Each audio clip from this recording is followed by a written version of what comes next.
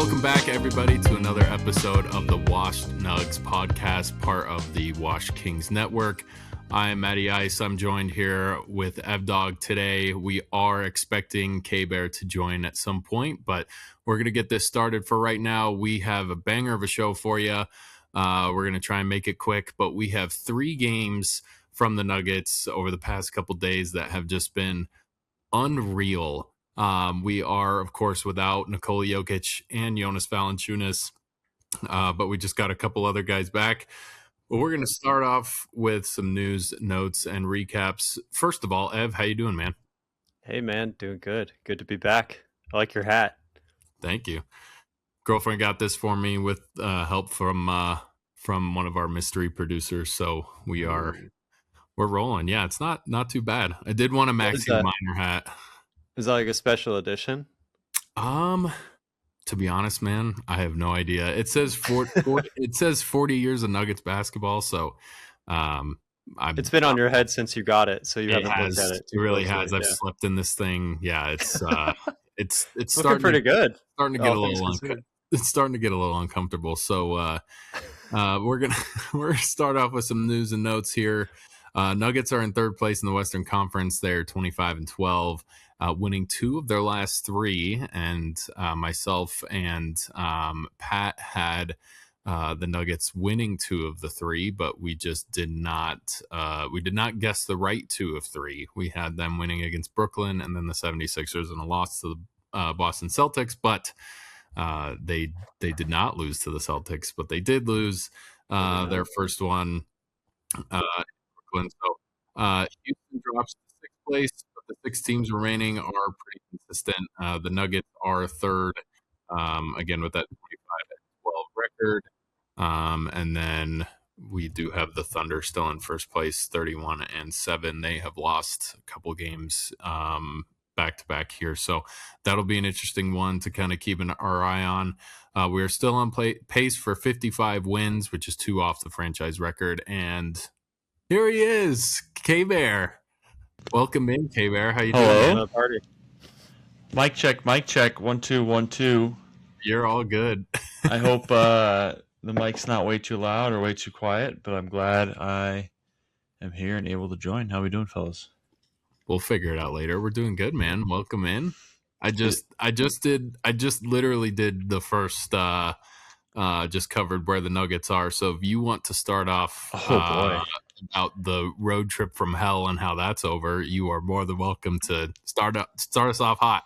That sounds good to me. I think what I was actually most nervous for was doing the intro and finding a way to screw that up. So I'm glad we were able to get that out of the way.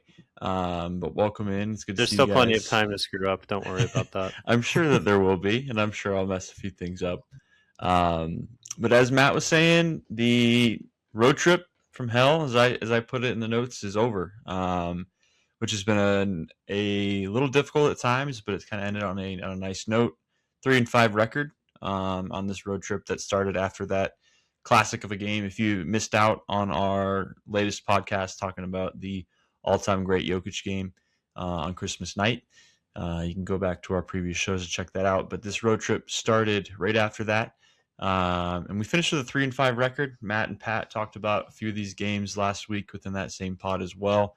But I think that the high note, the big takeaway from that is that they finished this road trip strong without Jokic, which we'll get to as well. But we won 2 of the last 3 games at Philly and at Boston. So finishing out the road trip strong. I'm just imagining what the vibes were like going from Philly to Boston and then flying from Boston back home to Denver. Beaten 2 quality East Coast teams that obviously, the Boston Celtics don't have Jason Tatum, but other than that, both teams are pretty healthy and playing good basketball, with Jalen Brown playing some of his best basketball of his career, and Philly kind of figuring out new things with a rookie and VJ Edgecombe and some of their good guys that they have going there. And obviously the drama that happens with Joel Embiid, which we'll talk about some of those things later.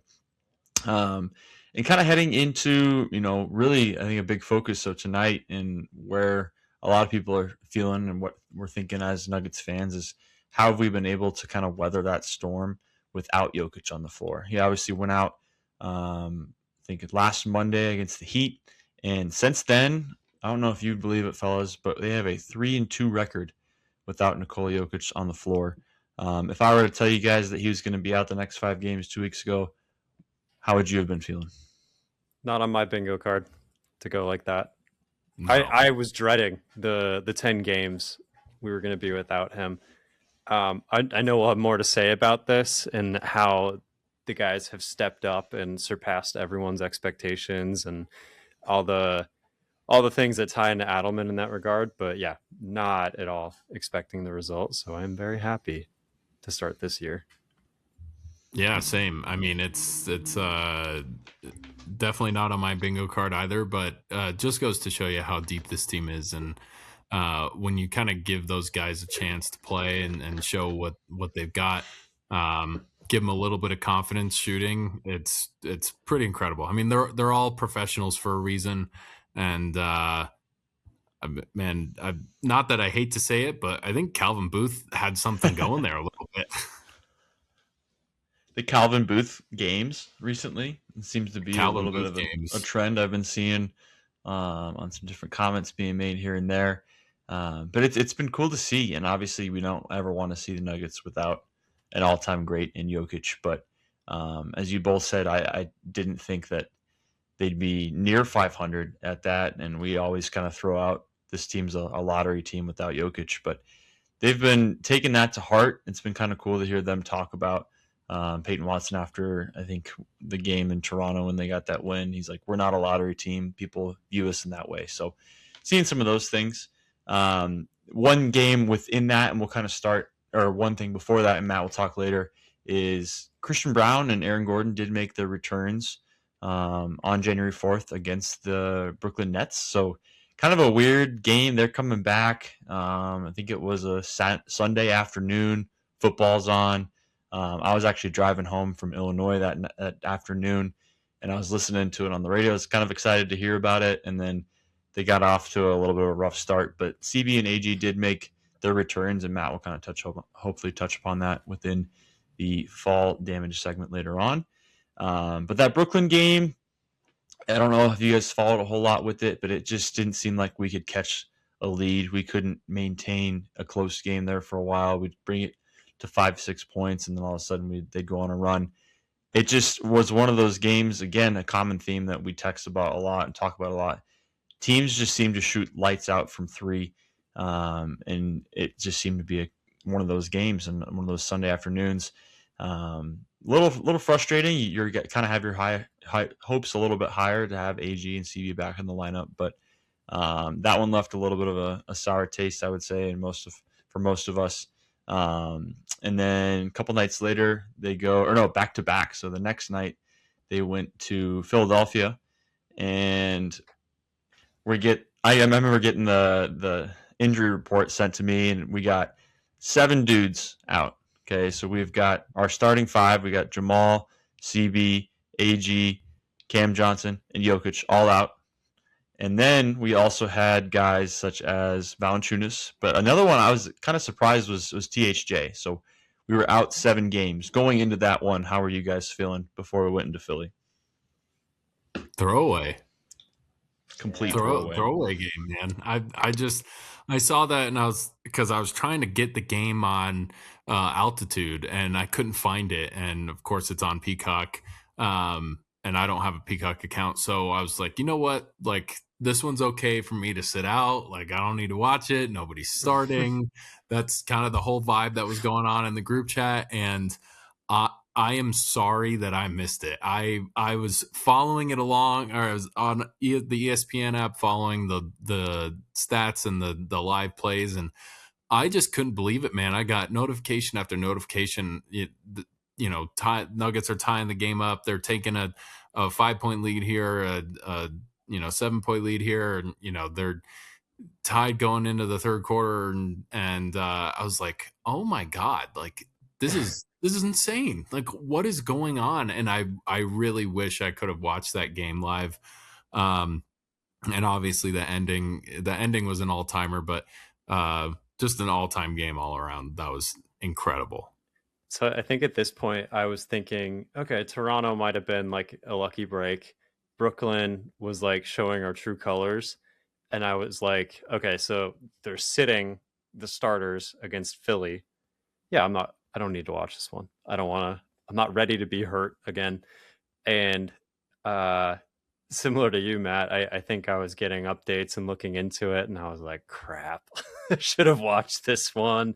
I watched highlights, but I tell you, the highlights look good.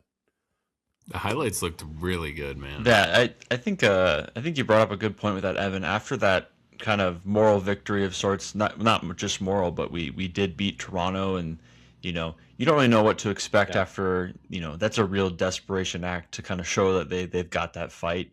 And they went on the next game and they played Cleveland really well for a couple quarters, 3 quarters. Jamal was blazing. It's kind of a Murray flurry throughout 3 quarters, or really the first half, and then they brought out this big defensive adjustment, which is something that we've continued to see, where they're just doubling Jamal, they're trapping Jamal at half court, and they're forcing him to they're not allowing Jamal to beat them. They're forcing everybody else to beat them. So after that game, I was going into that Brooklyn one. I was like, I didn't really feel great in going into it, but I'm like, this should be a game you win. And then they come out and kind of put up that stinker, and you're like, really, we're going to go back to Philly. We're down 7 dudes, and it was just one of those games. I was kind of checking here and there. I was watching the show with Riley. He's like, I don't want to watch nationally televised game and hear Austin Rivers talking about how bad the Nuggets are without Jokic. And then I check in the third quarter, and I kind of watched from the third quarter on, and it was just fascinating to watch the energy that those guys had. Some stats from that game, and it's kind of some notes. A lot of Nuggets fans are calling it the -7 game. It's a little bit of a callback to a Nuggets game against the Jazz, I want to say in 2019, 2020 season, where they were down to 7 dudes and they pulled off this miraculous win in Utah. So now it's the -7. It's everybody but the starters. Jalen Pickett puts up 29, 5, and 7, shooting 7 for 11 from 3. Jalen Pickett. And this guy was playing with his hair on fire. He's usually a very kind of calm, collected point guard, really meticulous in terms of how he runs offense, but he looked so confident. And I think this is something that is huge for the Nuggets from this stretch of games, as these guys are growing in confidence because they're getting to play. So Jalen Pickett, 29, 5, and 7. Peyton Watson, we'll talk about him tonight, but 24, 7, and 4. He did have 7 turnovers within that, but he's being asked to do more. It's kind of a little bit of a giveth and taketh situation with him right now. A call to Pat right now, who's probably on the plane listening in, I believe. But Zeke, the freak off Najee, putting up 21 and 8 with some awesome plays down the stretch. A big catch and shoot 3, nice little reverse layup. And then another guy kind of threw in the notes where Hunter Tyson in this game. I was going to say, don't leave out Hunter Tyson. can't leave out Hunter Tyson. Massive 4-point play from Hunter Tyson. That was insane. I think one of the coolest parts of that was they were kind of just. I think at one point the announcer, I forget the name he said for Hunter Tyson, but he called Hunter Tyson his brother's name. His brother's a guard in college, or a forward in college, and he didn't even know Hunter Tyson's first name. And then he had that 4-point play, and they were just loving it. So what are some takeaways that you guys might have from that game, or just some of the performances that were shown by those Nuggets? I'm going to throw out a quick hot take. I haven't heard this one yet. I'm sure it's somewhere. But Matt, you alluded to the Calvin Booth system that's finally showing a little bit of like sprouting, right? Yeah. Like go back a year before Malone and Booth are fired. And if Malone is playing these guys, do you think we see similar results or like similar developments? Or is this a testament to Adelman?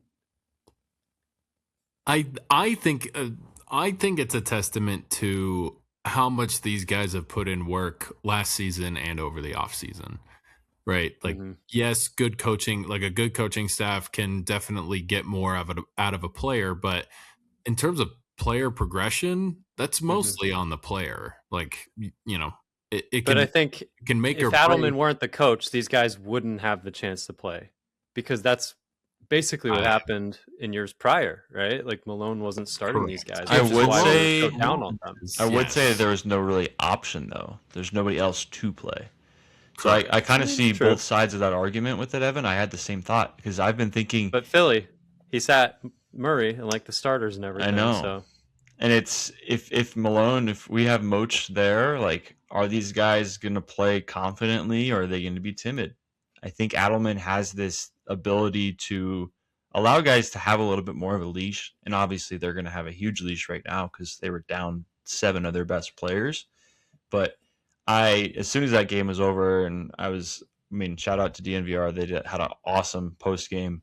And they were talking about how this was the Calvin Booth game. But it really made me think, what would this situation have been like tonight if it was Malone as the head coach? And I'm really glad you brought up that point, Evan. Any other takeaways? I just think it speaks to the change in culture that we've had. And I haven't heard anyone talk about that yet. So Absolutely.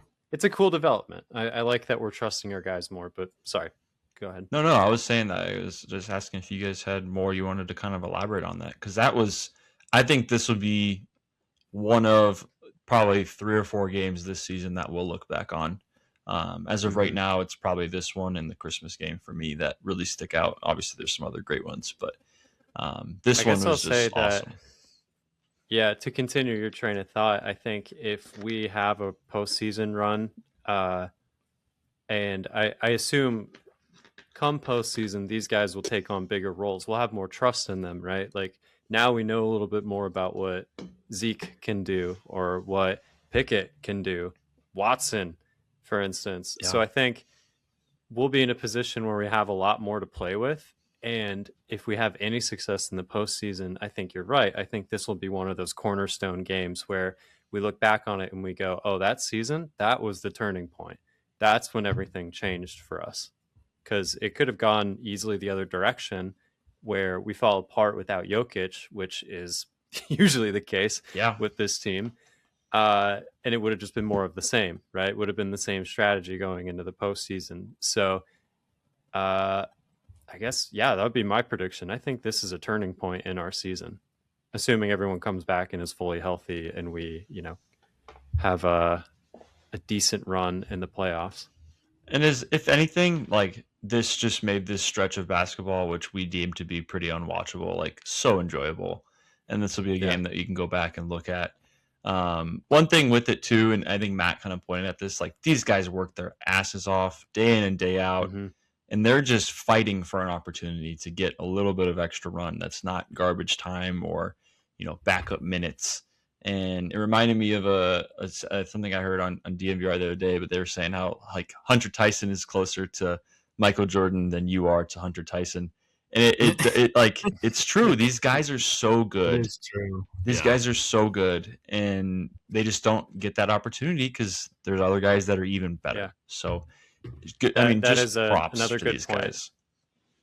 Yeah, that DNVR was making on the last several of their pods, and I feel like we plagiarize them sometimes, but they have a very good point there. Like these guys are good.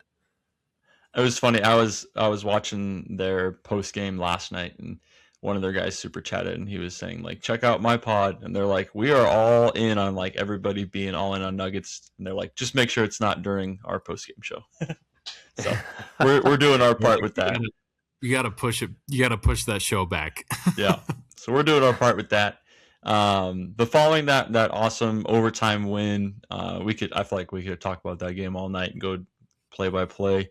But they go into Boston as this last game of the road trip, riding off that high from this overtime win, and they put together a pretty complete game. I'll be honest, I didn't watch the first half. I was getting a little cardio and playing some pickleball. Stopped by the gallery pub in the neighborhood with some family and watched the game there. I didn't know it was going to be on the TV, and I was pleasantly surprised to see it was a close game at half. But another win, shorthanded. Obviously, some of these guys did come back. We had Jamal back in the lineup and THJ, but still missing the big guys in terms of Yoke and and not Christian Brown. He was back in that one, but a little bit more of contribution amongst the rest of the lineup.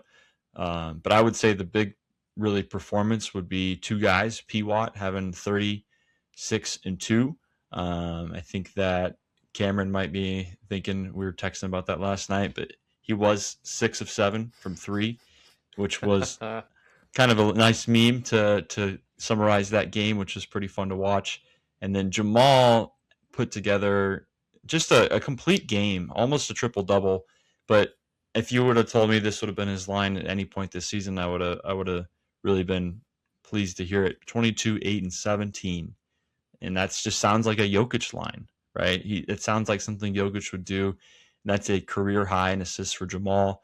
He had, I think we might have talked to us about this a little bit. He had more assists than the entire Boston Celtics as a team. Shout out Cal.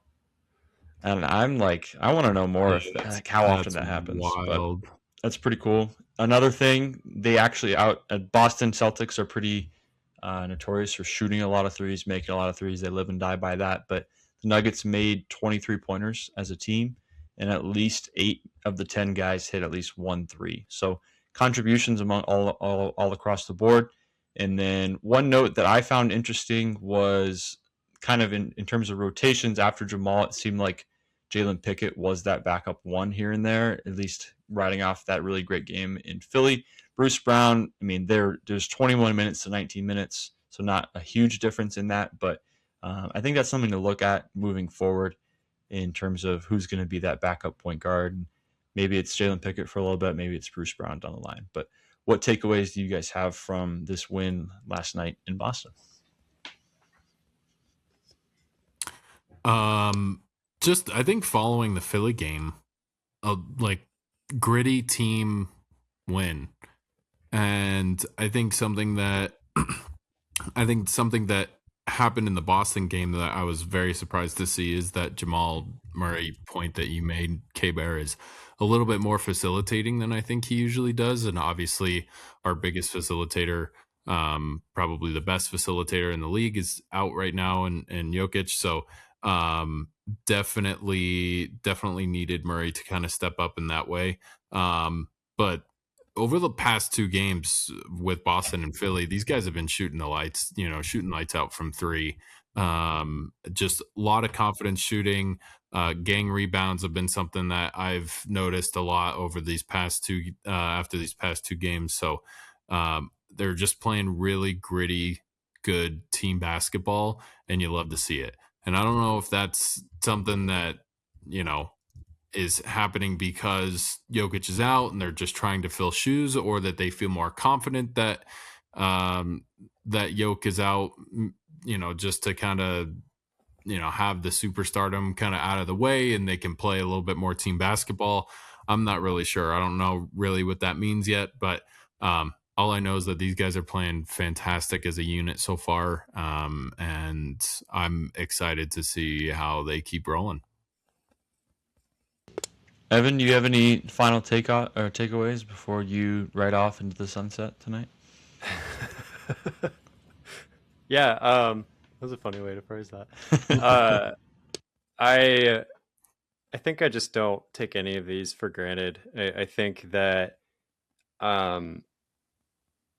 I really was pessimistic about this run without Jokic, just given the past that we've had with our bench, just in general, and then Val going out. I was like, okay, so we truly are screwed here. Not that I put all my chips on Valančiūnas, but I think we were just so bare bones. It's everything we've said in this pod. We didn't expect anything out of this group. So whatever we get, to me, is a premium. It's a profit. It's far more than I could have expected. So the Celtics are 3rd in the East or something, I just think they were second. They were second. Okay. They were the second team in the East. Yeah. Okay. So, I mean, winning against a team like that with your bench players, that's pretty good. That gives me a lot of good feelings going forward. And I I'm happy for the guys that are getting the chance to show off what they got. I'm glad guys like Peyton Watson can step into the spotlight and, make a good case for themselves to get paid eventually, but also make a difference on the team. But then like Jamal Murray is putting on a good performance and makes a good case for him to be an all-star alongside Jokic. Who else? Like Pickett getting the chance to step in and be more of a leader in the offensive unit as a point guard. That's amazing. What else did I see? Oh, also just good for Christian Brown and Aaron Gordon to get back in the mix, start to warm up again, but not feel like they have to be the ones pulling all the weight when they're fresh back. But for the other guys to be already hot and already comfortable in their positions as the understudies, I guess, and kind of help them take off a little bit easier, give them an on-ramp onto playing again, opposed to, coming in without any warm-up, I guess. So I think, just overall, the vibes are pretty good. And it's far more than I could have asked for like a week ago. Oh, it's a great take. I love that take about with Bruce Brown or Christian Brown did the same thing about CB and AG coming back and not having a ton of load on those guys, and everybody else is already hot. So the bench has definitely stepped up way more than I think anybody thought they would. So yeah. Well, good chatting with you guys. Good Unfortunately, chatting. I'm about to be Thanos, so I will. He didn't even give himself the chance to be Thanos. Give himself the chance. Oh, that was so funny. Apparently, you can't decide. You can't choose when you're Thanos. But I guess not. I guess Just that might be a good segue into our next segment, if you so please, or if you had anything else you wanted to talk about. No, man. I think I wanted to touch on those past two games just because we were kind of speed racing. We were kind of speeding through that just to get out of the way that the Philly game was something made of miracles, and then it was followed up by an incredible performance in Boston against the number 2 team in the East.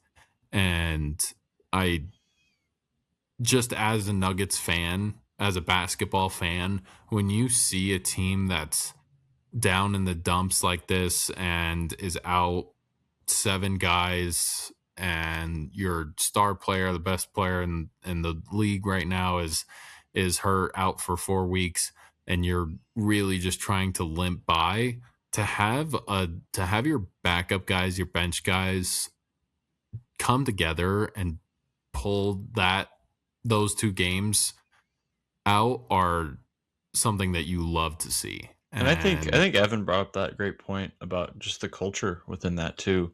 Yeah. And I think that it's all, and obviously these are all teams that you're playing. It's not just 5 guys that are on the court. It's who is on the bench, who's deep on the bench, that's traveling with the team, doing all these things, and is going to capitalize on that opportunity. And I think that speaks to the culture of this team and that kind of next man up mentality that we've had in the past, but never to this extent of missing your real core 4 or 5 guys at a time. But it's just really cool to watch that. And I think one of my favorite parts was just watching Spencer Jones, Jalen Pickett, Hunter Tyson, Curtis Jones, all these guys like celebrating after the win, like running onto the court, hugging each other, jumping up and down. I'm if I were a Philly fan, I'd be like, screw these guys, celebrating like they just won the finals. But like that was their finals of sorts. Like that was a huge win, nationally televised. Jalen Pickett's getting posted on ESPN and all these things for crossing over and hitting threes over Embiid. So good for those guys. It's, as you said earlier, like they work so hard. So for them to get this opportunity it's really cool for them to enjoy that and have that chance to show that they're quality, capable NBA players, and they just need a chance sometimes. So I think that those 2 games really showed that, and we'll talk about later kind of where we go from here, and hopefully we're getting guys back and back. But a lot of these points we've been talking about, I think one thing I want to touch upon before we move is like, I feel like every year there's always maybe you're 1 or 2 games off of getting that 2 or that 1 seed, depending on the year. And these are games that are going to matter down the line. Being able Absolutely. to, even if it's a 3-5 record on this road trip from hell, like it's better than going 1-6 or 1-7, whatever it is. And there are games that we're going to be really pissed off that we lost throughout this year. There's already a handful of those, but to have those opposite ending games where we shouldn't have won that game, but we found a way is really cool and something that we'll need moving forward. Absolutely. Yeah. Well, that takes us to our next segment of the fall damage report, and I'm going to take that over here. There we go. I got a little lag from the button over here. It's a little worn out. Obviously, Nikola Jokic is out for 4 weeks, still with a hyperextended left knee. We did get a report in that Jokic would like to return before February 1. I think that's going to be like the last couple of days in January, but aiming for that February 1 or a couple days before is kind of what we're seeing there. I'm not entirely sure how he's going to look coming out of that, but we'll see when it gets there.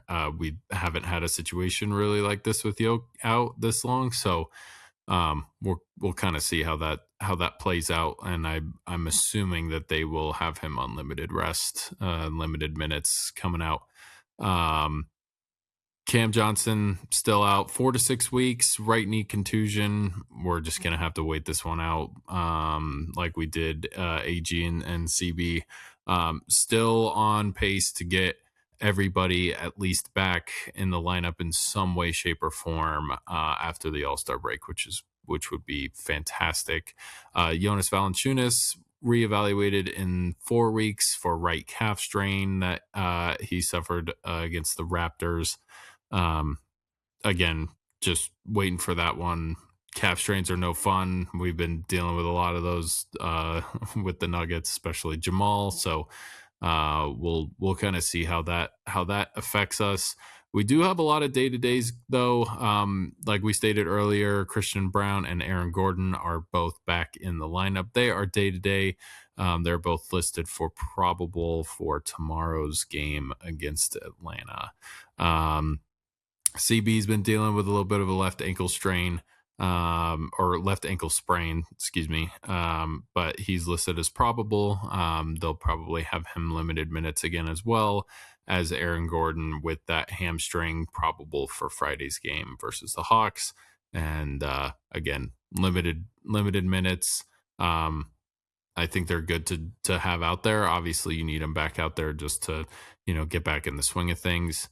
And then, yes, good point here. Spencer Jones, ankle and illness, is questionable for Friday's game. I know he had a little bit of an ankle thing, went out late in the game against Boston, but kind of an interesting storyline there. We'll kind of see what comes out in the next, I would say, 24 hours. Or 12 hours until the morning when they put out that morning report. I'm intrigued with that one because it was kind of like he went out in a game with like foot soreness, which was kind of weird. I'm just hoping it's nothing serious because he's been huge. But I mean, this team just keeps showing that we're both cursed but also blessed in terms of depth because we keep getting injured, but guys keep stepping up. So. He's been really big on the defensive side and with rebounds, man. I was watching the game yesterday at a bar, and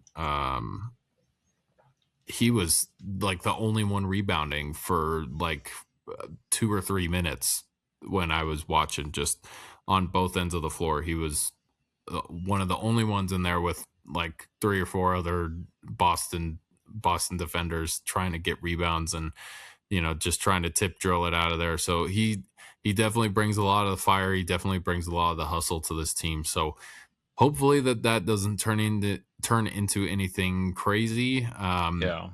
If he is out another game, I will definitely miss the stuff that he brings to the table, but I also don't think that it's going to be a major issue unless they just overplay him like crazy. So we'll kind of see where that goes. The last one on the injury list here is Jamal Murray. He's probable for Friday's game with that left ankle sprain that he's just been kept on the injury list for the past month, 2 months. Classic Jamal. That's classic Jamal. So no real worries about that. He did have a jump ball play last night versus the Celtics, and I was a little worried because I was like, dude, don't come down falling on that ankle the wrong way. And now all of a sudden we're out all of our starters plus another 2. So just interesting for people to watch with Jamal Murray, but it looks like he's good to go, and he's probable for tomorrow's game. So not only are we dealing with other guys being injured, but I think the big one is we're without some of these other pieces, but kind of leading into our next segment, and something we've been really talking about is what is this life without Jokic going to look like over these next couple of weeks? And I took a little bit of time tonight to go through and look through at some numbers a little bit, and then we can kind of talk through, maybe who you feel has had the biggest impact, or some of the numbers that stand out most to you over these last 5 games. Both the offensive rating and points per game, very similar. It's just how many points versus how many points per 100 possessions. But with Jokic on the floor this year, the Nuggets do have the best offense in the league with 126 offensive rating or 125 points per game. Without him, and somehow pulling a 3-2 record with this, they've actually dropped over 10 points per game. They're roughly about 10 points down on the offensive rating scale as well. But I feel like they've just found ways to in the NBA. I know. So it's crazy how good of an offense we are, regardless.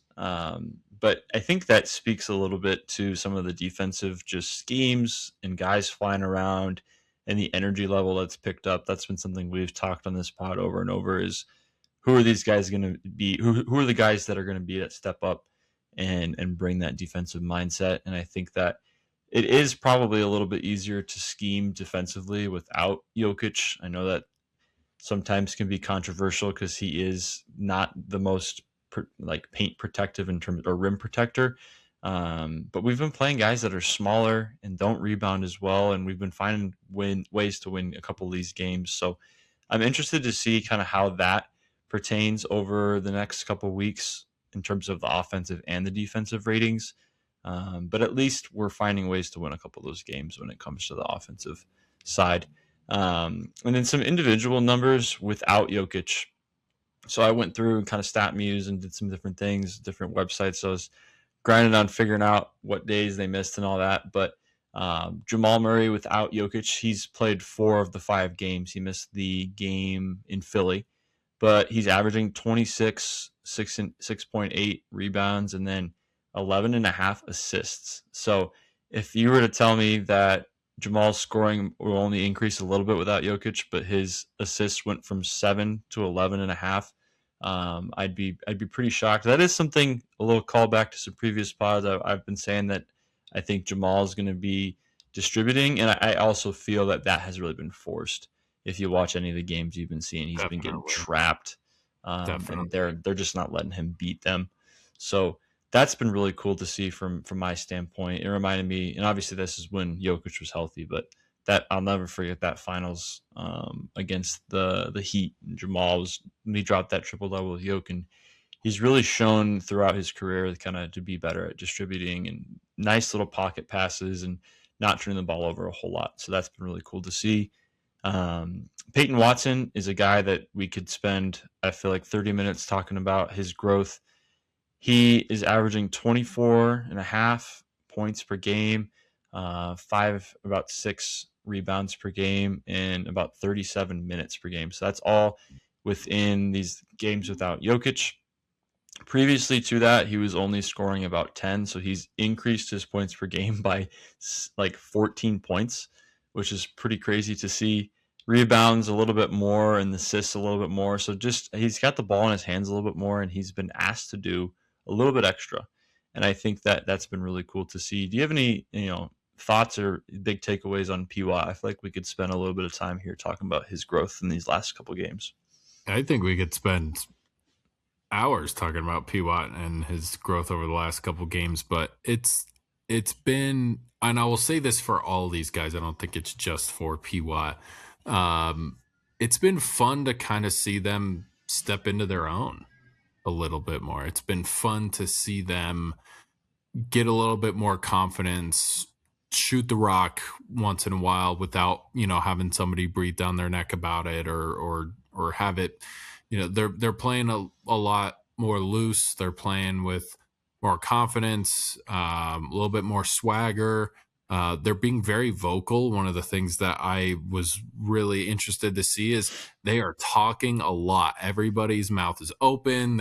You can kind of hear it on the broadcast when these guys are yelling back and forth at each other, with screens and switches and defensive plays and getting stuff together on offense. I think Jalen Pickett's been a big part of that. But for P-Wat to be able to step into the role of a ball handler on a good amount of these offensive possessions and really be able to do quite well and, adequately finish. I think that was one of the biggest things that we had talked about a lot last year, was his ability to finish. Is he going to get to the rim and make a bucket? Is the layup going to go in?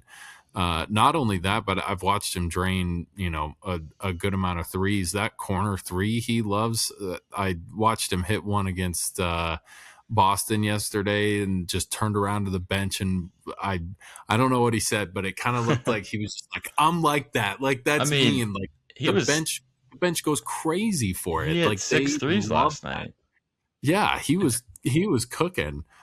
That is one of the things that I love to see with these guys, and they're young. All of these guys are really young, so their legs are under them. They can handle 38 minutes a game, without it, getting too far away from them physically. But man, these guys have been all the Nuggets are good. I'll take that from VR. Yeah, all the Nuggets are good, man. It's a really fun spot to be in if you're a Nuggets fan right now, especially watching these young guys come up. And he's a guy that, call back again to Calvin Booth believing in this guy and seeing the potential of this 6'8", 7-foot wingspan kid that played hardly at all at UCLA as a freshman. And I remember, I'll always remember when we took him in the draft. I was like, what's going on? Like, why are we drafting a guy that doesn't even play in college? And he's grown each and every year, and he's really taken this opportunity now to just flourish. And each year he's gotten better. I know moving into this season, we were kind of him maybe as an X factor. He's getting better shooting the rock. And the three-pointer has been just really unlocking his game. And I think that this time right now, I don't expect the numbers to stay where they're at in terms of points per game, especially as guys start kind of getting back into the fold. But this is huge for him as we get later into the season. Maybe he's coming off the bench again when we have that starting 5, but he's a little bit more confident. He's proven that he can hit threes, that he can get to the rim. And I think that's one thing that I really noticed a little bit last night, and then in the game before that was, I feel like, I don't remember what game it was, but he was kind of settling for some long jump shots and some threes. I think it was that Brooklyn game and the game before that against Cleveland. And the last 2 games, he's really taken it seems like, as a, trying to get to the rim more, not settling for as many threes if they're not falling, getting to the rim, attacking the rim. He's missed some big free throws, which we can, hopefully those things get better. We'll work on that. He's never been in that situation, but I just think that the drastic change in how many, big plays he's making for a guy that played, a tiny bit in college and a little bit here in the last couple of years, progressively getting better. And he's young, he's growing, as you said, and it's cool to see him. Him and Jamal are our 1-2 combo right now, which is pretty wild to think about. And I know we keep talking about, if we would have imagined these things to be happening in August before the season started, we'd be thinking you're crazy. But P-Wat's been awesome. Shout out to Spencer Jones, as you talked about as well. He's just been grinding. I mean, he's playing 30 minutes a game without Jokic on the floor. He did have that little foot injury last game, but the numbers don't jump out, but you watch a game and you can't help but miss his effort, his It's the energy effort, on the man. floor. He Yeah. might not be getting every rebound, but he is trying to get every rebound. He is boxing guys out. He's jumping. He's trying to tip it. And He's on the after floor. the game, he'll be posting on his LinkedIn, which Yeah. is just hilarious too. He's always on the grind, always. on the grind, man. You got guys like THJ, who's been awesome. I mean, what a pickup! It's really showing how great of a pickup it's been. I feel like he's becoming a Nugget fan fave, which has been really cool to see that kind of developing throughout the year. I feel like you're always giving some love to THJ. I mean, he's shooting about 9 threes a game, which is what we expected, but he's actually averaging a little bit higher than his career from three. He's shooting 41.7 from three with Jokic on the floor, or without Jokic, but on the season, he's about 41. So he's been shooting at a really high clip throughout the year. Zeke Najee's a guy that I'm intrigued to see what happens as things unfold throughout the year. I think I could see Jokic maybe coming back before Big Val, and then it becomes, is Zeke the backup? Is it Duran? We'll see how Duran's been kind of a little iffy in some games, but again, this is his first run as a rookie. But yeah. Zeke's been, I mean, it's everything that we've hoped you could see from Zeke, and obviously it's a small sample size, but I mean, he had a block last night against Jaylen Brown in the last 5 minutes, and I was like, it's just he doesn't quit on plays, and it's really cool to see him playing well. Any takeaways on Zeke for you? He's a total 180. Yeah, total 180. I mean, you pay him all this money, and I want to take a break. Sorry, we just got word that Colorado Avalanche are up 8-1. Who are they even playing? Who are they playing tonight? Sorry to go off script here, but that's insane. Oh, Ottawa. Oh, the Senators. Okay. Very interesting. Avs are up 8-1 for all you Avs fans out there that watch our show. Zeke, like I said, completely different player. And total 180. So confident in these last couple of games. He's very confident playing, and not entirely sure where that came from, what started it.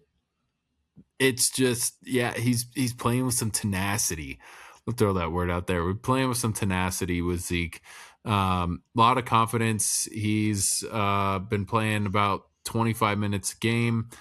He's averaging 1.5 steals and 1.5 blocks a game, which just fits into that mold really well. Yeah. I think of what we're missing with Yoke, and something that I actually kind of like about the rotation that we've got going on right now, especially if you have Deron Holmes in there, is you have two big lanky guys, but they're not, we all know Jokic is slow.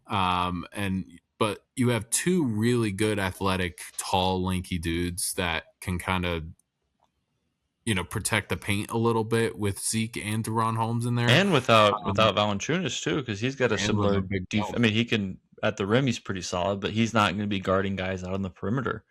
Correct. Which, I mean, Zeke's been doing a great job with that, as you were bringing up, and so has Deron Holmes too. It's a good point.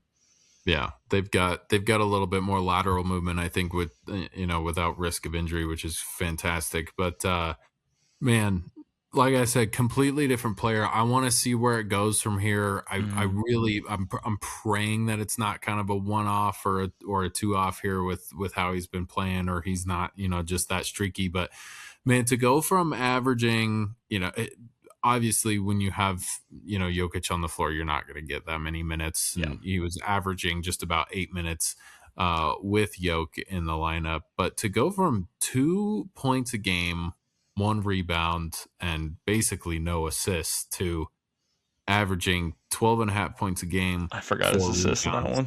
5 rebounds. Like, that's crazy. Yeah. That's crazy. But I love the play from Zeke. I really want to see where he goes from here. But yeah. Yeah, and then our last guy within this list of, back and forth without Yoke has been Jalen Pickett, who had just a career Picket game. fence. Picket fence is up. He had an awesome quote the other night after that victory in Philly. They asked him, 20, 30 years from now, and you're talking about your career and you're talking about this game to your kids, your grandkids. Like, what are you going to be saying? What are you going to tell them? And he's like, I was given an MVP buckets. Yeah, And he was, man. Like, he was cooking. And he was he was serving so Joel, dog. confident.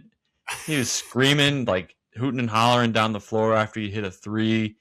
He's kind of got a weird little kind of funky just cadence to how he plays and how he gets to the rim, and his little step back's kind of funny to look at, but he's got that little like flick and hold and shoots. Little flick of the wrist action. And yeah, and I think that within that, I don't know, our super producer behind the scenes brought up a great point, and they talked about that. I think who was it? I think Austin Rivers brought it up, or maybe one of the other announcers. But he's like, he's got a little bit of Andre Miller in his game, so he does.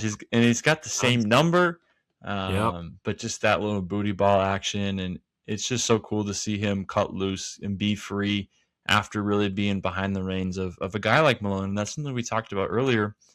He'd shown some promise. He's played some games. He had a triple double last year with, I think it was against the Trailblazers, but that was, I mean, the other night was his shining moment, and I'm happy for that guy to have that experience for him. But that's kind of in terms of without Jokic, life without Jokic. Within those 5 games, things have been better than expected, as we've touched upon. One thing that it's not necessarily related directly to Jokic, but I heard this today when I was going through some prep and stuff, but the Nuggets have, I believe, 8 guys that are shooting over 40% from 3, and 9 that's like right on the edge if you were to round Peyton Watson's average up. So Jamal, 44, leading the team. Jokic, 43.5 in second. Jalen Pickett, obviously it's on a smaller sample size, but 7-11 against the Sixers will do that to your average for sure. Yep. One that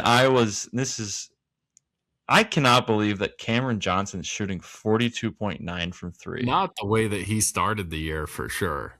He started so rough, but then he just started really rough. I mean, I would like to look at his stats after the first 10 or so games and see what he's shooting, because it's got to be crazy. Yeah. Deron Holmes, again, small sample size, but 42%.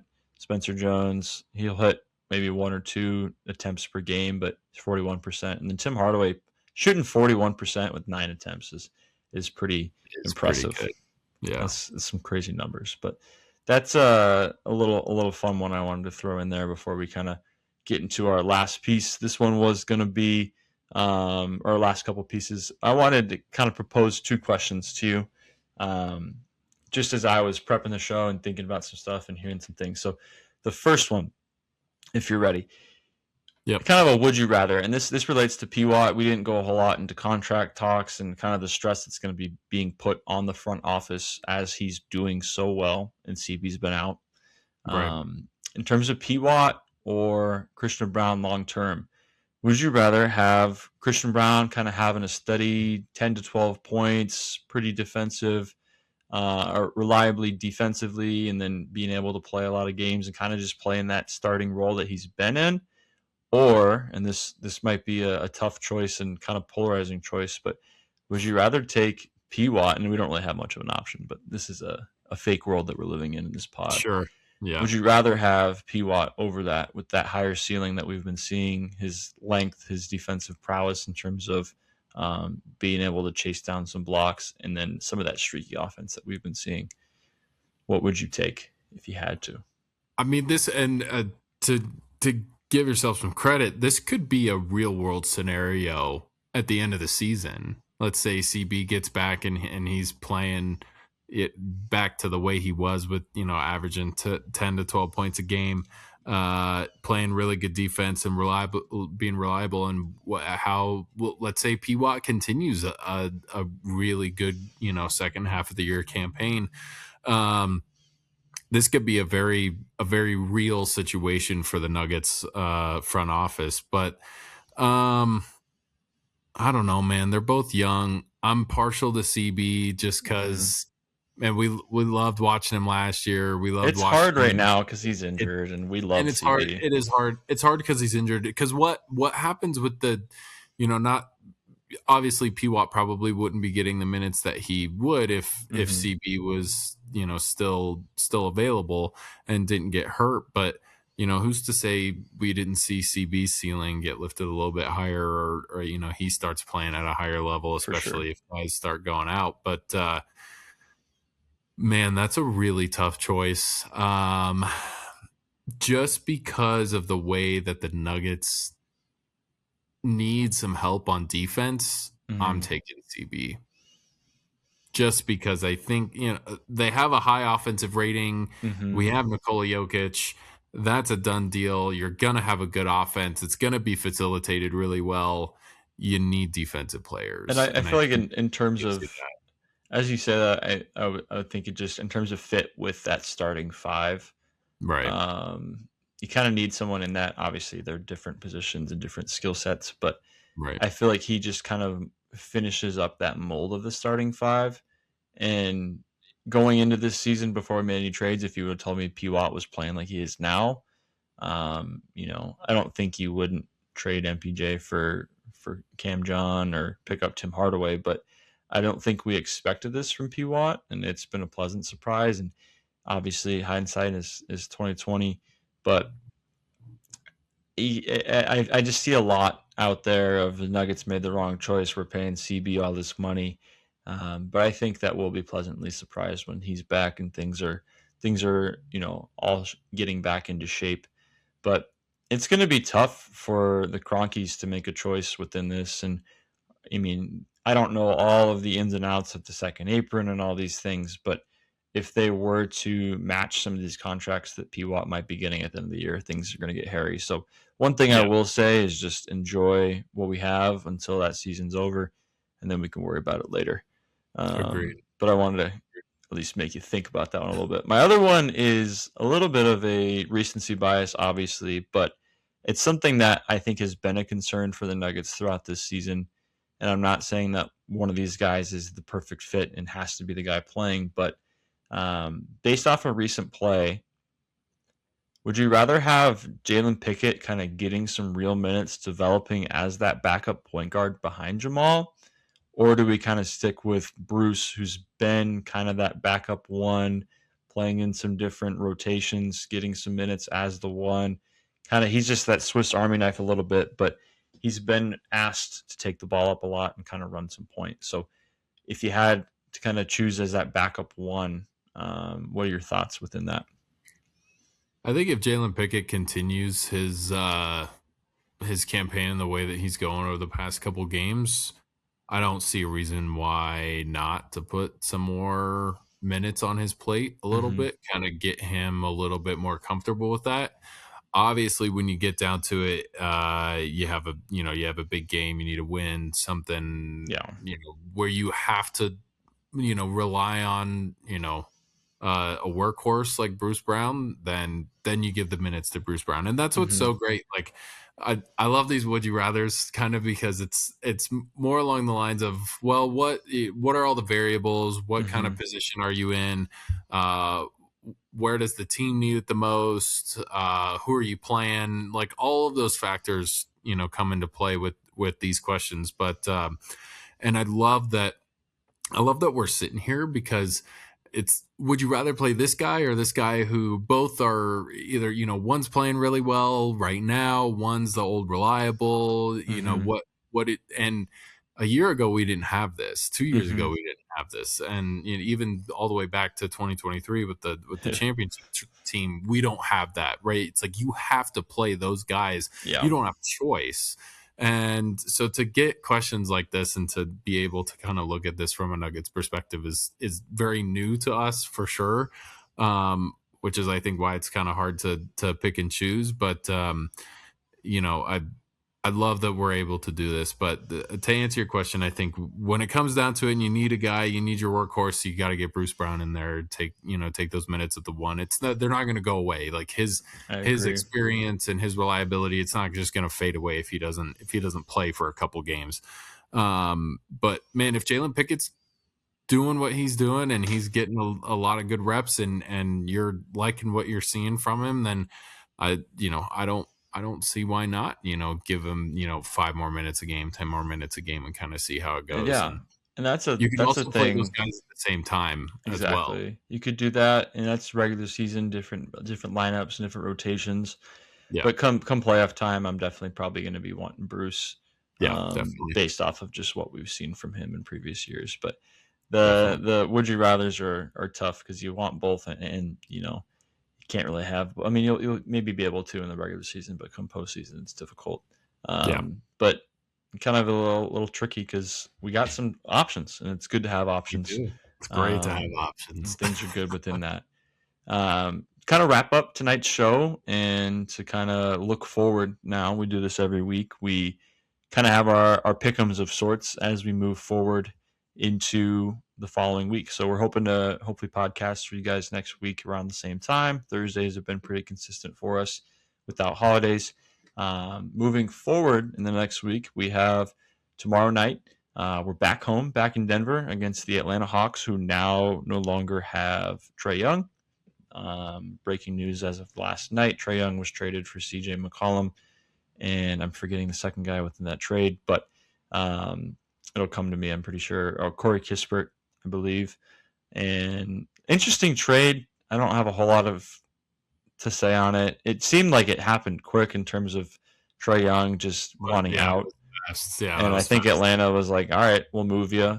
And I was Washington's not great. I always kind of feel for some of those teams that are, at the bottom of the conference, but it's kind of cool for some of those young teams to grow. And I think CJ McCollum was a good piece for them in terms of as a vet. But in terms of tomorrow night's game, we got the Hawks at home. Then we go into Sunday, so night of rest. Hopefully the guys are enjoying being back home. We got the Bucks at home.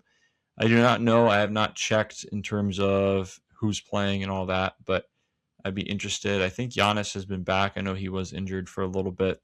That will be an interesting game. Sadly, we'll not get a Jokic and Giannis matchup, which is always a banger. But maybe we'll have a Jokic a Giannis and Zeke Naji freak off together because it's the Greek freak and it's Zeke the freak. So it's a freak off. A freak off. A freak off on Sunday. Not to be confused with the P Diddy freak offs, but we will have our own. Yeah, no baby oil, nothing, no baby oil, just pure ethical hoops, just a good old fashioned ethical hoops freak off and with run and dunk man, Giannis and Zeke. Yeah, and then we're back on the road to New Orleans. To play the Pelicans on a Tuesday, and then back-to-back from New Orleans back to Dallas, who has been a thorn in our side, frustratingly. But those are our 4 games on the slate. I'm going to throw it to you, Matt, if you want to go game by game and give your picks, and then I will follow, and we can kind of compare records. Yeah, I think we get the win against Atlanta. I think this team is rolling right now, and I think our bench guys are playing with a lot of confidence. I can see them getting the win against Atlanta. I think Milwaukee's going to be a tough one, especially with Giannis. But man, I don't really know what to think right now because I called them losing to Boston, and I almost called them losing to the 76ers, and they won both of those games. So I'm not really sure what to think. Milwaukee could go either way. Nolans, I think the Nuggets can pull that one out in New Orleans, but dude, Dallas, man, with Cooper Flag is going to be a tough one. I'm going to confidently say that the Nuggets are going to lose that game, just because they've been that thorn in our side. They have not though faced the Mavericks have not faced this Nuggets team. It's true. The bench Nuggets team. The G League Nuggets. the G League Nuggets. They have not the Calvin Booth Nuggets. They have not faced. So I think all of these will be really interesting. I'm going to say the Nuggets come out 3 wins out of the 4, so 3-1 over the next 4 games. Which one do you have them losing? Dallas? Dallas. Yeah.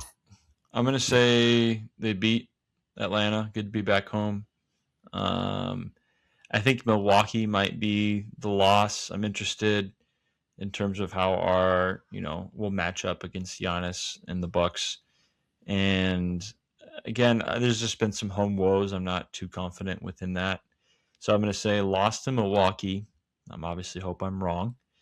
I say we go down to New Orleans. We handle business there. And I'm going to say we right the ship in Dallas. And we're gonna go ESPN. It might be a funky lineup on a back-to-back, but I'm going to have some hope within that game. I swear every game I watch or check in on the Mavericks, they just suck when they're not playing the Nuggets. And Cooper Flag has like 20 points and he makes no threes. But whenever he plays the Nuggets, he just makes every three. So 30 piece and hits like 5 of 6 or 6 of 7. Yeah. Well, so we both have 3-1. Well, 3-1. Ken's got 3-1. So we both have 3-1, different losses. We're gonna see, and we will let you guys know how we did next week. Something that might be coming up here soon. We might be doing some 15 or 20-minute videos post game on some of these, just depending on how many guys we've got. But we're looking into doing some of that just to keep you guys updated on everything with the Nuggets. Obviously, we will still always have our weekly shows, pending some wedding or something happening sometime soon. I don't really know, but got a little bit to go. We got a little bit to go for that, but always it's been a pleasure, K-Bear, and everybody go check us out. If you made it this far, drop a like, subscribe, and we are on all the socials. We've got everything up at the Washed Nuggs for Instagram, TikTok, Twitter, and then you can also find us on YouTube right here at the Washed Kings Network, and then just go to the playlist that says Washed Nuggs. And a quick shout out to our fellas over at the Sunday Debrief. Yes, they just posted a podcast today, I believe. Yep, kind of previewing the weekend slate of Wildcard Weekend. So check them out as well. It's been some fun content, hearing some hot takes, and it's always a good laugh hearing you guys chatting it up on there too. I heard you had your guest appearance this week, so you can check out Matt in 2 pods, and check out the fellas and keep supporting us all. Thanks for checking in, and go Nuggets, go Nuggets, and Broncos.